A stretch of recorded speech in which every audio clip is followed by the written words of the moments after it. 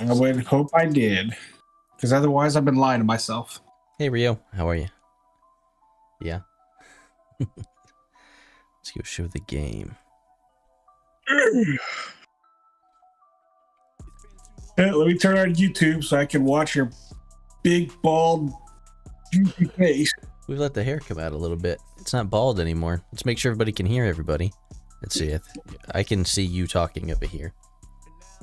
Rio, can you hear Senor Welch when he starts talking over here? If he Hello, talks. Rio. There he goes.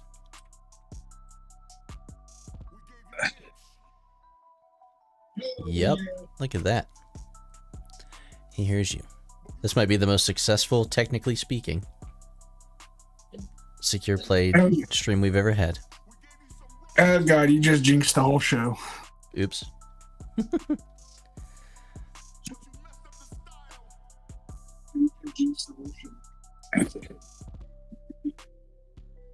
Have you got reverb over there? You're listening to the...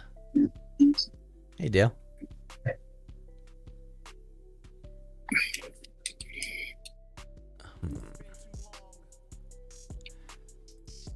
What's going on, Dale?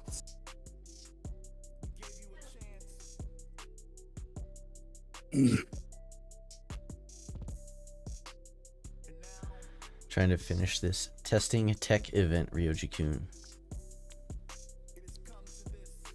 I probably need to do that too. I think we're gonna do something kind of fun, maybe kind of cool even today. I need the break. How are you doing, Welch? We don't talk except on Tuesdays usually. Yeah, I know, because you use me and abuse me. Right. Well, I have my exam coming up on Friday, which I didn't know about until last Friday. Like, I had originally planned for this week that we're in right now being my week-long boot camp, but there was this delay in getting me signed up for it that didn't finish until, like, the end of the day on Friday last week, and I was like, oh, crap.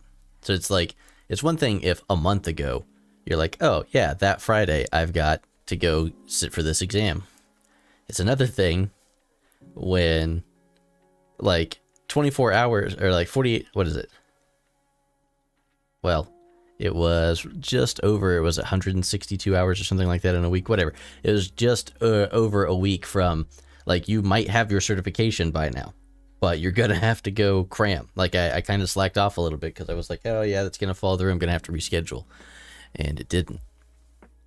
So I've been cramming since Friday. We've just been nonstop. Except for right now, hanging out with you guys.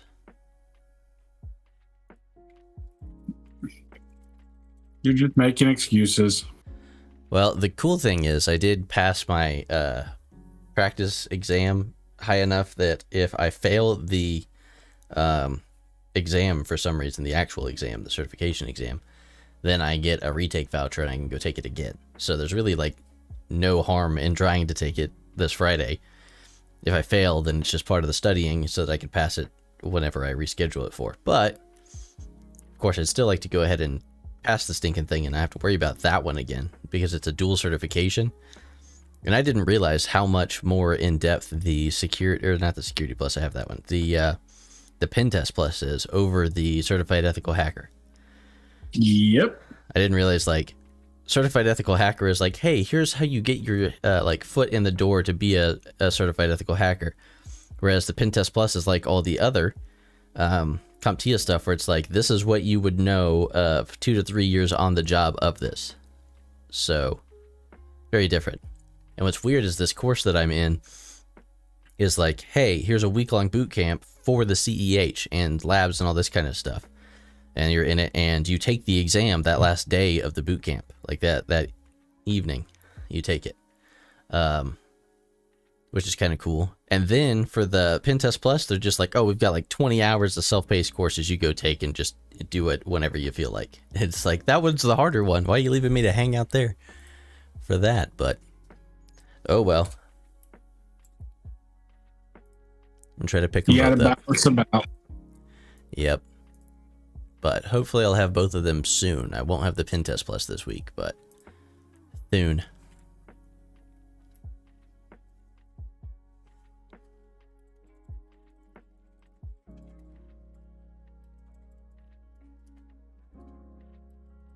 Ugh.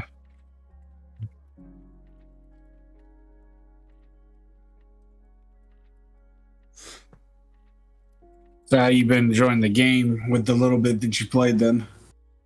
It's refreshing. I'm pretty glad to be,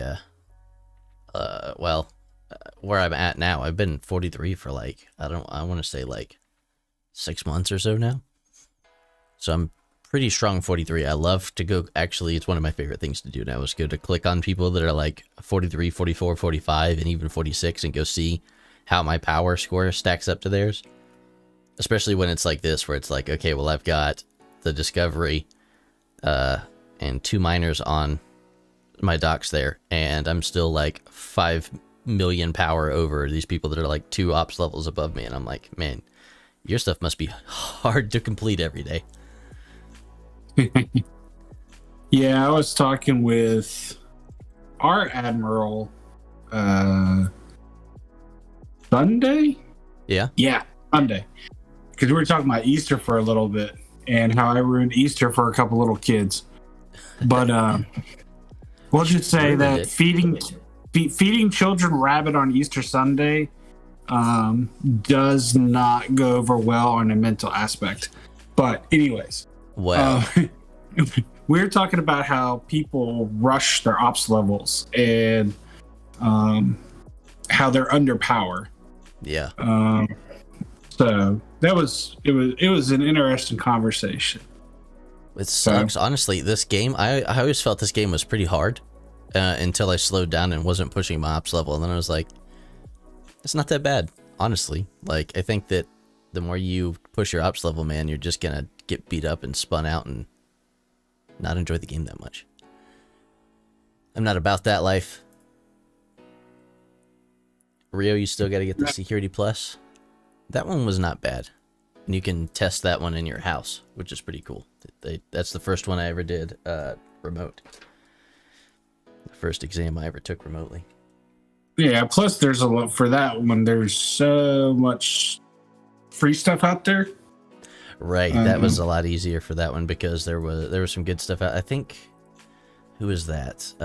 Total Seminars, Mike Myers? Professor Messer. Professor Messer's got good stuff, yep. Those were great. CISSP even had some okay stuff that was out there, but a lot of it's been buttoned up behind like Udemy and what was that other one? Shoot, I can't remember what the other one that I tried to use for a little while was.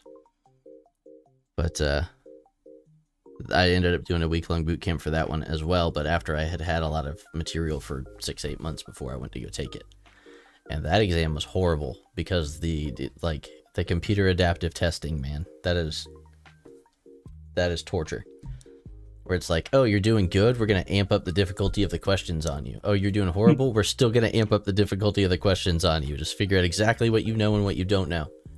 And it's like, it's the only test in my life. Like, I test pretty well to begin with. I'm really good at memorizing stuff for a test, and I don't stress when I'm taking the test because it's like the worst thing that can happen. Like, if I fail the test, no one's going to come like execute me over failing the test in most instances, right? So I don't really care. But that one, it's the only test I've ever taken. I got the least amount of questions served to me, which is 100. And I passed at 100. That's why it stopped at 100. It can go all the way up to like 150. And you don't know if you pass or fail. But I thought I had failed that quick because it's just such a horrible test. Like, it is so just gets in your head. And I don't want to spin anybody out who's going for that, but I will tell you that once you get it, you will not let it expire. There's one certification that will not expire. My Net Plus and Security Plus, I'm like, I may not renew those. My CISSP, I'm always going to keep renewed. There's no way I'm taking that test again. Yeah, I know a couple people that have kept up on their CompTIA exams just by passing a 1-up so that it resets the second one. That's what I've done for my last 2. Yeah, so they've been keeping them spaced out pretty well. I had a friend of mine that I found interesting was, so he took his CCNA 6 years ago, back when it was all just the full written, and he blew through it. Well, he's been doing networking, for the last 6 years. Yeah. But he primarily deals with Fortinet. Oh. And he went to go renew, pretty much renew his CCNA and everything. And the new online version where you're actually doing stuff, he's like, dude, I brain farted and I about screwed that whole exam up because of that. Yeah. And he goes, because you don't ever really think about a lot of that stuff anymore. Yeah. Well, you got to know Python, which a lot of people, basically, it doesn't hurt you to know Python anyways in your daily job. But I remember when I was studying for the CCNA, which I didn't go for, because I ended up getting a security job instead. But I was headed towards a networking administrator role when I pivoted really hard towards security, and Python was on the syllabus for CCNA. So I'm sure it is now. I'm sure that's like people are like, yeah, it's been on there forever, but it wasn't. It was new whenever I was looking at it, 4 or 5 years ago, maybe. Yep. Shoot, I don't know how long it's been now. Time. Yeah, I forget when they switched it over. But yeah, I mean, 'cause I was studying for it years ago as well. So. Yeah, I'm glad that I pivoted towards security, honestly. As much as it, I don't know, I think it suits my personality. I like to help people and be an asshole at the same time, I guess. It's like, no, really though, I like to learn constantly. I've always been curious about security, and now I know. And it's scarier than it's ever been, because it's one thing when you don't know all the things you don't know. It's another thing once you get into it and you're like, oh my gosh, there's so much I don't know. And it's my job to know it all and to protect my company. Yeah. I don't know. For me, I just kind of find one thing and fixate and try to learn as much as I can. So, yeah. I like approaching it like my job role is primarily vulnerability management and privileged access security, which is pretty it's overwhelming, because to do it for a company the size that we are and be one guy who handles those two things primarily, and of course so much else, which is just the story of our gig. But those are two things that I'm passionate about anyways. And the vulnerability management helps to try to reduce any false positives that we see so that I'm not constantly burning out my other teams when it goes to remediation and stuff, Yeah. Well, see, the one thing that I've found over the last 2 or 3 years is the differences in security when it comes to companies. Oh, yeah. There's people that, when they look at security, they find the issues and they send it to other people to remediate. Yeah, farm it out. Yeah, and then there's people in security that find the issues, know how to fix it, and then move on to the next thing. Yep. So there's engineers and there's analysts. Yep. But before this gig, I was an IT director for a company and did everything. So I worked with the CFO on anything I needed money for, and the CEO on pretty much anything that I wanted done or he wanted done for the company. And that was it. Once we had that meeting on it, it was done and we just executed on it. It's so different to be where I'm at now, because as much as I want to be an engineer most of the time, because I'm like, oh, I know how to do that, I've done things like that, or I can go learn because my Google Foo's pretty good. It's like, no, we follow a very strict change management and approval process, and that's not your jurisdiction. Just because you can do it doesn't mean you do it. You put a ticket in for somebody else to handle that, and you wait until they have the throughput to do it, and they're probably going to have a lot of questions. It's going to take forever. It's like, ugh, that's the most frustrating part. Yeah, now there are some things. I mean, we follow a process as well with change management, but it allows me to still do the work. Mm-hmm. Even for me as in a management role, I have not been able to fully relinquish the reins. Yep. Of not still doing stuff, because I still want to have hands-on to know what I'm doing, because I'm in a firm belief of, if I can do it, you can do it, and I can teach you how to do it.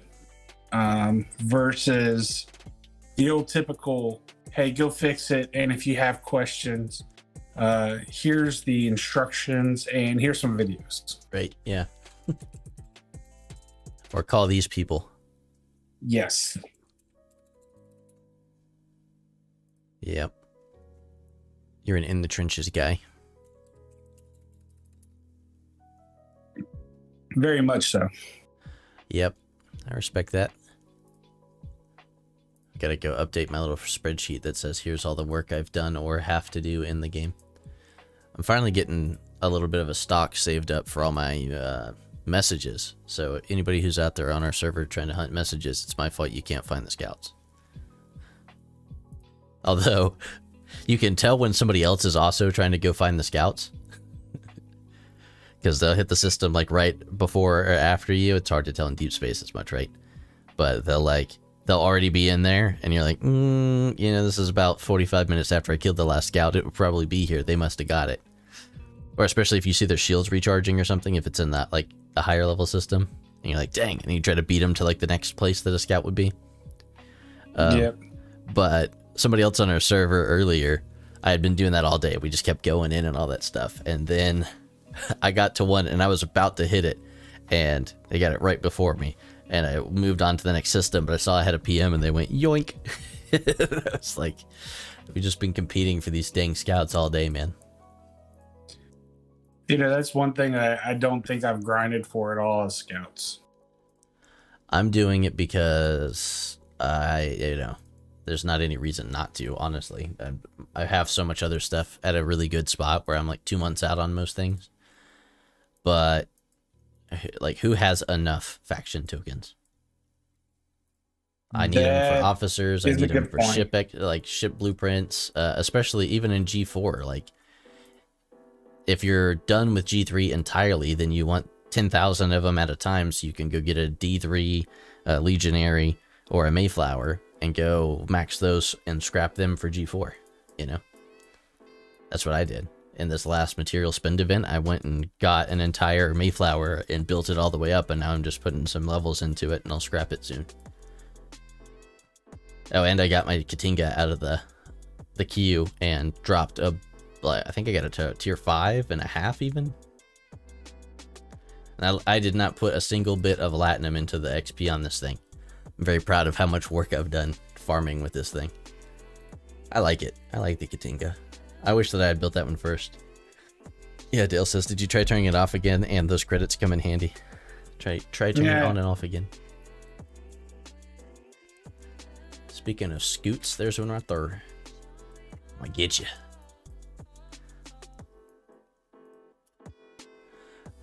Yeah, I think I had Sunday morning. I finally got my second lock on my Romulan. So nice. That's your 1 billion lock on them? Yeah. See, I'm a little ways from that, but honestly, it has got it is so much faster now that I've given up on anything else. Like, all I'm doing is Romulan. Yeah. Well, and that's the thing is, was trying to balance them to keep all of them, to get all three of them to at least distinguished, right? Because in distinguished, you're at the point where you've unlocked to buy the blueprints for the Novas. But it's not as easy as I thought it would be. Yeah. So now I'm back to dropping one to stay up on 2. Yep. I'm after the Pilum. Dale, how close are you to the Pilum, by the way? You got to be getting close to it by now. Or did you pick it up already? I don't remember. I think you said that you were really close last week. But all the weeks honestly run together, other than my boot camp this week. Like Tuesday snuck up on us. It always sneaks up on us, doesn't it, Welch? I'm like, oh, we got the show in 15 minutes, and we're like, uh-oh. Dude, I was sitting here laid out on the couch, and I was about half asleep when I got your message. I was out trying to mow the yard, and when I say trying to mow the yard, I had weed-eated everything. We got this fixer-upper ride-on lawnmower that I used like a week and a half ago, and our grass is getting long, and I was like, oh, I'll just go climb on it and mow it. Nope. Tire's flat on it. And it's having some sort of other issue where it's just kind of sputtering a little bit. I'll have to go figure that out. I need to change like a fuel filter or something in it. I don't know. But it's a work in progress. I bought somebody else's problems. I don't mind it though. I like to tinker with it. Have 47 shards and 239,000 Romulan credits, 37 million for Romulan Glorified. So that reminds me. We had sat here and discussed last week, right, that the,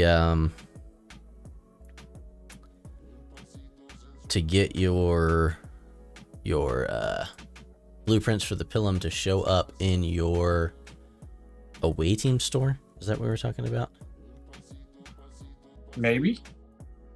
Oh, yeah, because we were talking about the percentages that you have to be at, to unlock the blueprints for the next set of ships before you unlock that level, I think. Right, and I think it was 80% of that reputation required up until somebody said the Pilum is 60% of the reputation. So we're actually going to be able to test that tonight because it's what, 440 million to be able to get that, to actually hit that reputation level with Romulans that you can get it, that you can start buying them with faction credits. So if it's 60% of that, then it's 264 million reputation, right?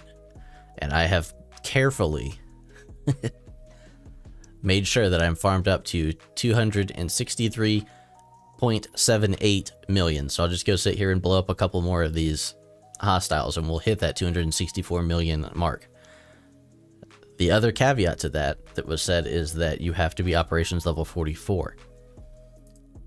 And I'm 179 days away from it, so I'll probably drop the Latinum. So I'm going to go see if while we're on stream tonight, we can make that happen. If that's actually what it is. If it's 60%, but you have to be operations level 44. So we're going to try that. I don't mind opsing up. I've been pretty happy for a long time where I'm at, so it's time to get upset about it again, right? I don't know if it's going to change majorly, but we'll see. There's like the Talios and the Defiant and the all my specialty ships basically are capped where I'm at for my level. Can you farm Pilum blueprints? Kinda. You can farm them. I don't know if I would call them farming them in the capital systems, right? Like they're occasionally, very occasionally on the loot table there. And then I think I got one off of a scout, I want to say. And then do they drop when you're way out there in the islands farming hostiles?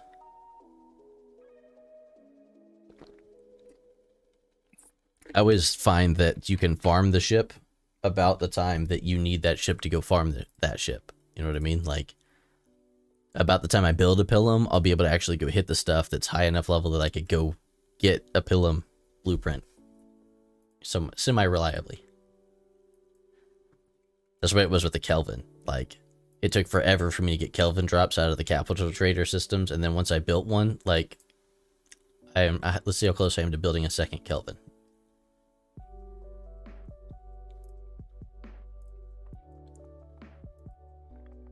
Yeah, 48 more blueprints passed when I started, and I haven't bought any or anything. That's just what keeps dropping. It's like, yay. Sinup was joking that it's in their coding, that if it's a useless ship for you, like you already have one, then it'll start dropping them, but it'll check to see if you've already built one. That's not true, by the way. It's just something we're joking about. I mean, if it's true, we haven't been able to prove it, at least, right? Oh, is my Platinum Antique ready to go yet? Or Tech? It is not. 2 hours and 40 minutes. And I've got, what, 24 of those. So I'm kind of up to date. Malcolm. Cool. Yeah, I'm sitting here finally getting the Mantis resources. I've been putting it off for a couple days. So hey Rio, so you can somewhat farm those Pilum blueprints if you go hit the Romulan capital traders in Romulus, but it's like a really low chance on those tables, and you're going to repair a lot. So I don't know if I would say that you can really farm them. They do drop in the wild, but it's not, I don't know anybody who's like, I got all of mine farming. It's usually you saved up your faction credits to get them. Or spent, you know, it burns your credit card up. Pretty much the only ways I know of. But technically, yes, you can get them. Are they on? I don't know if they're on loot tables outside of the faction cap. I'm sure, probably. Welch, did you answer that? What's that? Do the G4 rare ships drop off of the hostiles that are like out in the islands? Like the Section 31 Immortals and what was this? What's the Klingon one called?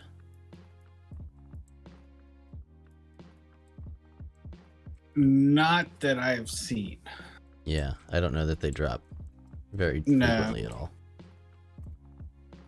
Most of the stuff I get when I'm out that direction is... Let me take a look, because I've got loot chest. No. Yeah. Yeah. I didn't think so. I get a lot of blueprints for the miners still. You know, the 4-star miners and everything. Yeah. Nothing for any of those common ships. Yep.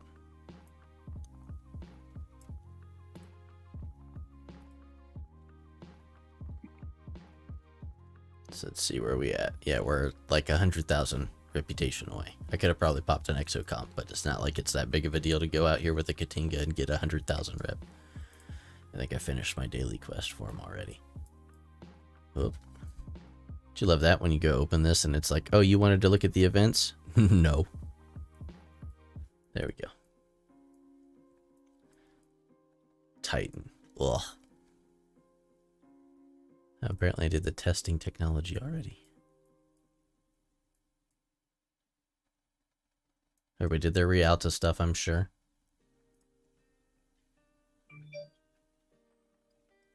Station event. I wish I could upgrade something in my station. Dixon Hill. Everybody's excited for Dixon Hill, a mining officer, right? A below deck speed, a mining speed. That's cool. Dang, that is too good of a deal there, man. Well, the thing about it is, if you can complete the events, then you should be able to unlock them. Yeah, well, you should be. That's cool that they did it that way with the meta event stuff. Man, anybody else like underwhelmed by how trickling the frickin' Chateau Picard coins are? Like, I feel like our last event store we had, stuff just kind of poured on us, and this one it feels like you're gonna have to make some choices. Yes, because I know if I want to get my assimilated Stella all the way, it's 450,000 of the event store credits. I actually fixed some of this, thankfully. But I'm like maybe halfway. I know we're like a week in, but they also front load it, so it's gonna be tough. I'm gonna have to make some choices on what I'm gonna get. What's the refit do? I forget. The assimilated Stella, it will basically, when you get to the point that you finish your Stella and you're taking your Stella particles and using them for materials, the G4 and G5 materials show up in the Stella particles. Was it refinery? No, faction store. So so it has longevity. It's probably something I can wait on though, because I'm still M score like 116 or something.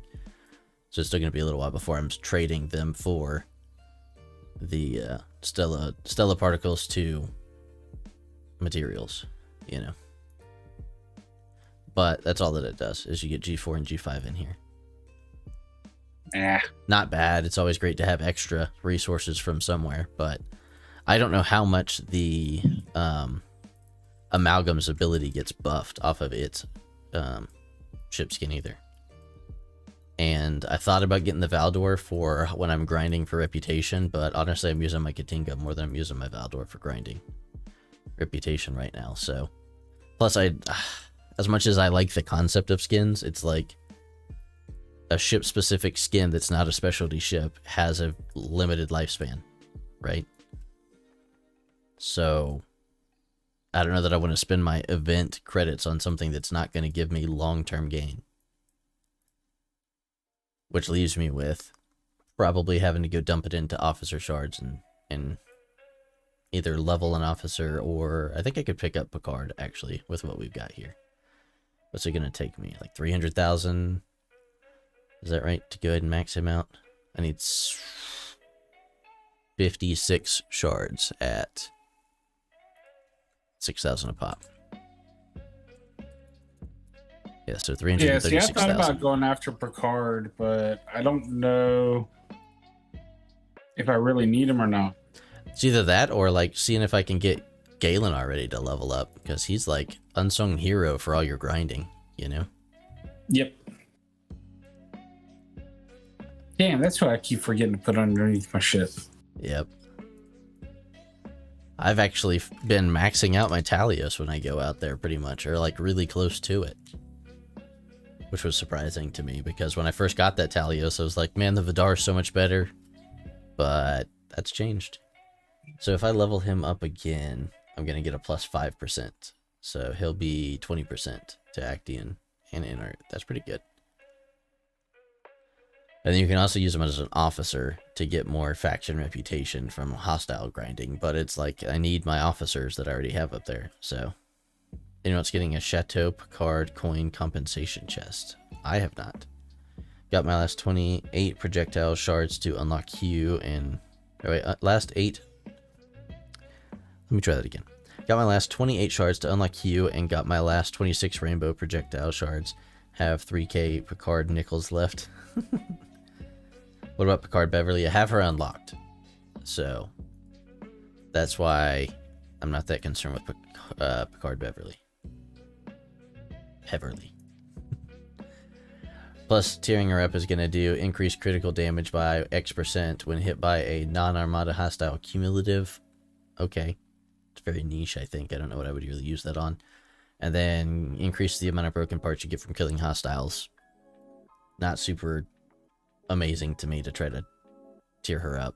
She's merely just synergy, and even that's not super important. I think I'm pretty close to unlocking Riker, which would be pretty cool, except for I hate the name of all his abilities, but I ranked 3rd on the SLB that came around last for him, so I'm 22 shards away from him. So I don't think that I'll need, like, Picard Beverly Crusher is pretty much just going to sit in my roster. I don't see me using her for much of anything, honestly. Not even for synergy for the other guys. I want Picard Worf, though. Just because I love Worf.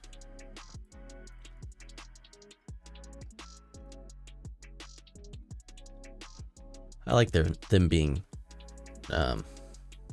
PvP officers.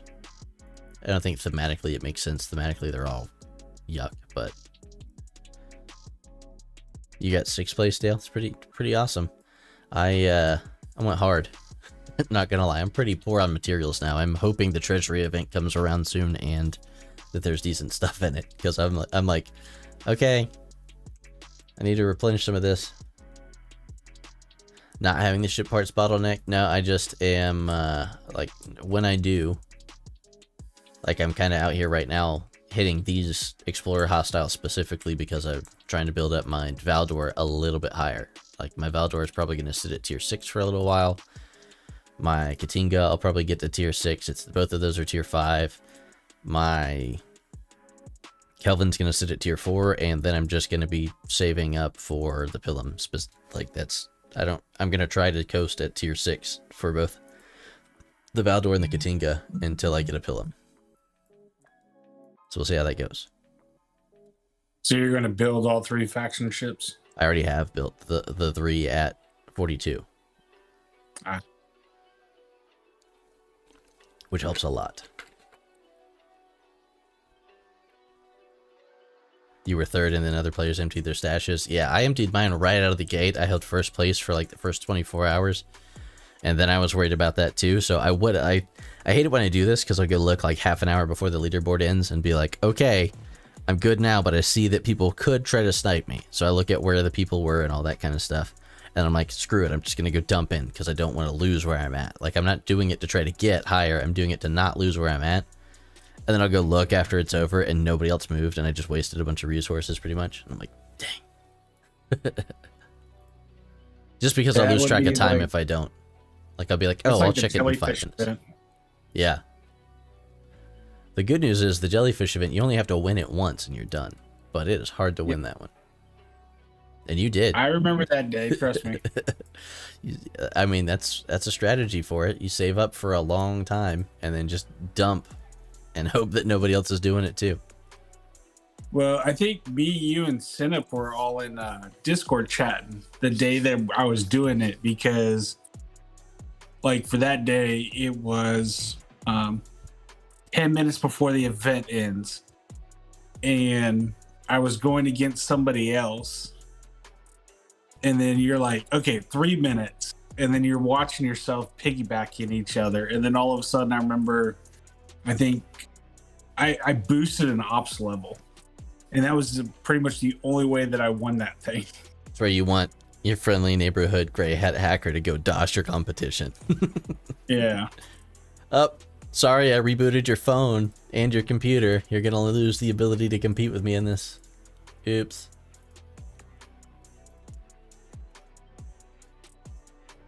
I DOS myself every now and again when I like change my VPN to a faster one. I'm like, oh, I want to be on a faster VPN where I'm at right now. And then it's like, oops. Especially this game. I bet you if I go, where's my little VPN at? Go switch to, I'm going to quick connect now and let's see. The stream will probably be fine, but I guarantee you we're going to get the little red. Everything is crashing.